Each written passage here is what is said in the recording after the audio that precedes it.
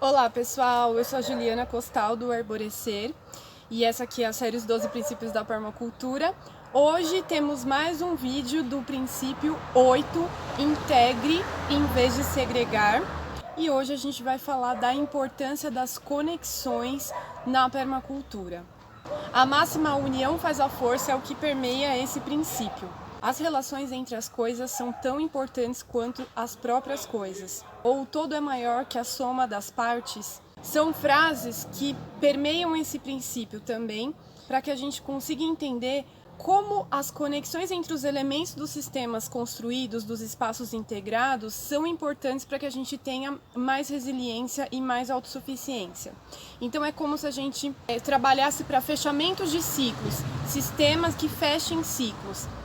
Esse princípio é representado por esse ícone, que a gente pode interpretar como uma visão de cima para baixo de pessoas ou elementos conectados que formam um sistema integrado.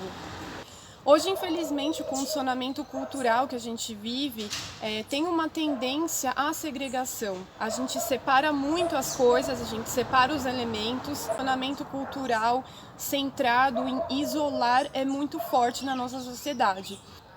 Nesse princípio, a gente vai falar mais das relações cooperativas e das integrações também, tanto no meio ambiente, no nosso ambiente planejado, quanto na sociedade. Então, a gente vê que a segregação social, ela é um problema. O que a gente divide, que a gente separa, a gente perde muito mais do que se a gente tiver um pensamento mais holístico de integrar todos os elementos, todas as pessoas.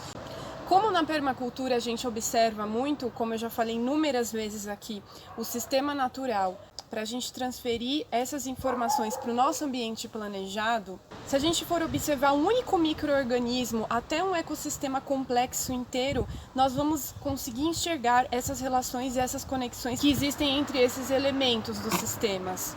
Esse princípio vai enfatizar muito também que para a gente planejar um design funcional realmente, cada elemento desse sistema precisa ter mais de uma função.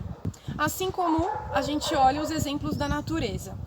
Como vocês sabem, eu sempre dou o exemplo da árvore, né? Eu vivo rodeada por árvores aqui no Arborecer. Então, a gente observa muito isso. E quando a gente olha uma árvore, eu estou olhando aqui o nosso maravilhoso abacateiro, os galhos, eles têm a função, né, de segurar as folhas, para que as folhas consigam captar essa energia solar de uma forma mais eficiente. Os galhos, o tronco, né, fazem essas conexões entre as raízes e as folhas, entre as raízes e a copa dessa árvore, fazem todo o transporte dos nutrientes, de água. E, além do mais, são abrigo para uma diversidade muito grande de animais.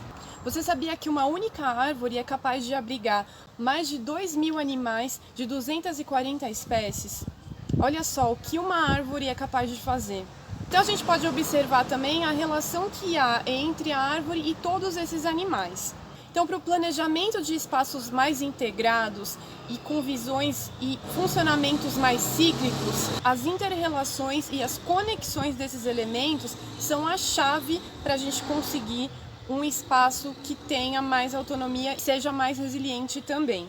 Na natureza, a gente pode observar as relações de mutualismo, que são quando duas espécies apresentam necessidades distintas e no processo de satisfação dessas necessidades, eles se beneficiam um ao outro. Nas relações simbióticas, vai um pouco mais além, até o ponto desses organismos se tornarem tão dependentes que um não consegue mais viver sem o outro. Então a gente vê vários exemplos na natureza desses tipos de relações. Por exemplo, uma simbiose é o líquen, que é uma relação entre a alga e um fungo. Então eles estão presentes naquele lugar e um já depende do outro para existirem daquela forma. As bactérias fixadoras de nitrogênio também, que tem essa simbiose com as leguminosas, é um outro exemplo também de relações simbióticas, de conexões benéficas. Um exemplo clássico, né? As plantas que fornecem alimentos para os animais, por sua vez, fornecem nutrientes para essas plantas. Então é um ciclo, é um sistema cíclico de conexões e inter-relações que beneficiam todo o sistema. Então essas associações entre as espécies que a gente observa no meio natural são em grande parte muito mais benéficas do que as relações de competição. É claro que existem as relações de competição dentro dos sistemas também, mas se percebe que são sistemas mais imaturos onde essas competições acabam acontecendo. Em sistemas mais estabilizados, assim como em sociedades mais estabilizadas, essas relações de cooperação são mais comuns e mais intensificadas também. Então, a multifuncionalidade desses elementos, quando a gente vai pensar em começar a construir algo baseado nos princípios da permacultura, são muito importantes. Então, um exemplo do arborecer é um espaço integrativo urbano. Aqui a gente tem a nossa horta na laje, então a gente tem uma coleta de água da chuva lá embaixo que conecta o ambiente aqui de cima, que é a horta, com o ambiente de baixo. Então essa coleta de água da chuva armazena a água da rega daqui da horta, que é bastante rica em nutrientes, e com essa água a gente faz a irrigação das plantas lá de baixo. Então a gente cria uma conexão entre dois espaços no sistema. A composteira é um outro centro energético muito importante aqui, porque ela conecta a cozinha com a horta, com um espaço onde a gente produz alimento. Então a horta, onde a gente colhe as coisas e sobra resíduos orgânicos, também tem a conexão com a cozinha e a composteira.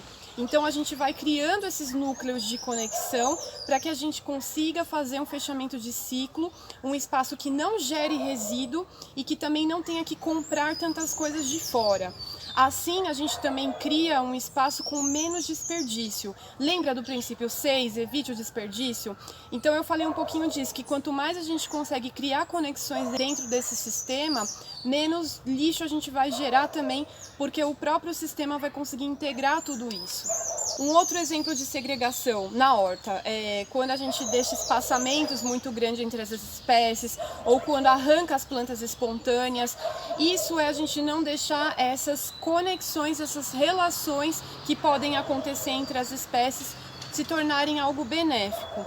Então, o que muitos chamam de praga, na verdade, ela é uma grande aliada nisso também. As espécies que devoram plantas cumprem uma função muito grande na floresta, que é eliminar espécies doentes. Então, a trofobiose mostra isso. Os insetos, os animais, os fungos vão atacar plantas que estão doentes, então elas já eliminam aquilo do espaço, fazendo esse controle biológico. A dica que eu dou é você começar com a compostagem mesmo, porque eu acho que ela é um grande ensinamento e uma grande inovação que a gente pode ter, trazendo muitos princípios que eu já falei aqui para dentro de casa. Então, por exemplo, esse centro energético que é a composteira aqui conecta com a horta, com a cozinha. Então a gente começa a pensar nesse ciclo integrativo e trazer mais autonomia para o nosso espaço, mesmo no urbano. Bom, semana que vem eu volto então com o princípio 9. Se inscreva no canal e ative as notificações para que você continue acompanhando a série Os 12 Princípios da Permacultura aqui no canal do Arborecer. Até lá!